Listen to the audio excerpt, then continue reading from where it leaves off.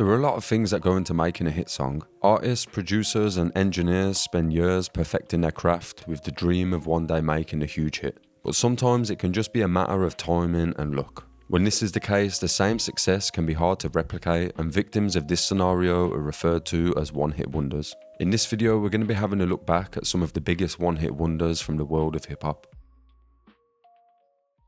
In 2005, Chamillionaire would explode onto the scene when he rose to fame with his hit single, Riding. The track, featuring Crazy Bone of Bone Thugs-n-Harmony, became a massive hit, topping the Billboard Hot 100 chart and earning a Grammy Award for the best performance by a duo or group. Chamillionaire was already making waves in Houston's rap scene, releasing mixtapes and collaborating with artists like Paul Wall. But the success of Riding propelled Chamillionaire's debut album, Sound of Revenge, to platinum status, selling over 1 million copies in the United States. Despite the success of Riding, Chamillionaire struggled to maintain his momentum. He's publicly spoke about the difficulties that he faced while working with his then label, Universal Records. He wanted to make his own music, however the label executives would push him to try and replicate his hit song and become more commercial. This would lead to Chamillionaire's buzz fading out as new and fresh sounds from rappers like Lil Wayne, Drake and others began to emerge. He'd also later come out and say that he'd once hired an auditor to check he was being paid the correct amount of royalties, and this would show that Universal Records had been hiding royalties from the rapper, and the total sum was thought to be in the region of around 600k. In the years following his hit record, Chamillionaire has remained active in the music industry, releasing several mixtapes, independent albums, and featuring on other rappers' songs too. Although he'd never see the same success in the music industry, he's certainly been able to find success in his very impressive investment portfolio. Chamillionaire is definitely one of the more talented rappers on this list, and I'd have loved to hear a few more albums from him. This one's just an example of how a label can ruin an artist's career by limiting their creative input on their own music. In 2007, a rapper by the name of Mims would burst onto the scene with his hit single, This Is Why I'm Hot. The song was a catchy and infectious anthem that quickly became a viral sensation. It topped the Billboard Hot 100 chart where it stayed for 2 weeks, and it would even go 2 times platinum. The success of This Is Why I'm Hot catapulted Mims to fame and led to a record deal with Capitol Records. The hit would be placed on his 2007 album, Music Is My Savior, and this would of course help the album land a bit higher in the chart. It would peak at number 4 in the US, which is nothing to be sniffed at, but shortly after the album's release, Mims' song will be knocked off the top spot by Ludacris and Fergie's song Glamorous. Later that year, Mims would release a follow-up single called Like This, which would peak at number 32 in the chart, and this really wasn't the success that Mims or the label were looking for. It was after the rapper's next album, Guilt, was released that the label and artist would part ways.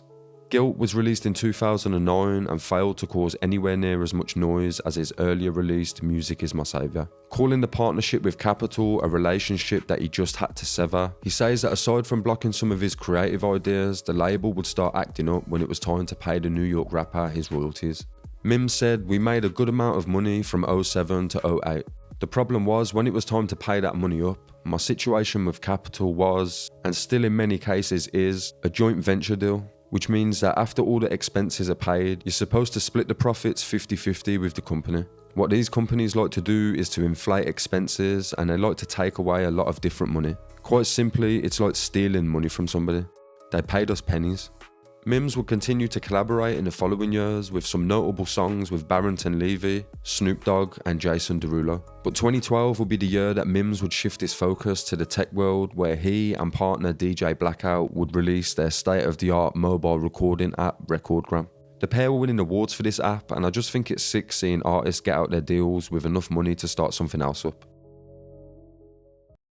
Next, we're going to have a look at how making a trend can skyrocket a single, but also how it can be a double-edged sword. In 2015, a 17-year-old Georgia rapper named Salento released his debut single called Watch Me. For anyone that doesn't know the song, it's similar to Soulja Boy's Crank That in the sense it directs and instructs the listener to take part in a dance. The video went viral and the song quickly climbed the charts, reaching the top 10 in multiple countries and hitting a peak position of number 3 on the Billboard Hot 100. With the song currently sitting on over 1.9 billion views on YouTube, it's fair to say that this one was popular. Despite this initial success, Salento would also struggle to maintain this momentum. His debut album, Fresh Out of High School, released in 2018, failed to make a significant impact. More troublingly, Salento began facing a series of legal issues and mental health challenges. He was arrested multiple times for domestic violence, assault with a deadly weapon, and reckless driving. In one particularly disturbing incident, he entered a stranger's home with an axe, mistakenly believing it to be the residence of his girlfriend. In 2019, Salento appeared on the talk show The Doctors to discuss his childhood trauma and mental health struggles, revealing a history of anxiety and depression. Tragically, his story took a devastating turn in 2021 when he was arrested and charged with the murder of his cousin, Frederick Rooks. Details surrounding the case were limited, but it was reported that Rooks had suffered multiple gunshot wounds. In August 2022, Salento was found guilty of murder and sentenced to life in prison without the possibility of parole. This marked a tragic end to the young rapper's career and life, highlighting the potential dark side of fame at such a young age and the importance of men addressing mental health problems. The next example is kind of a 1.5 hit wonder because he would have another song that would go on to be 2 times platinum. The artist I'm talking about is OT Genesis, and the track in question is Coco. This song is almost entirely about crack cocaine, and the parts that aren't are about baking soda, which is still kind of talking about, yeah.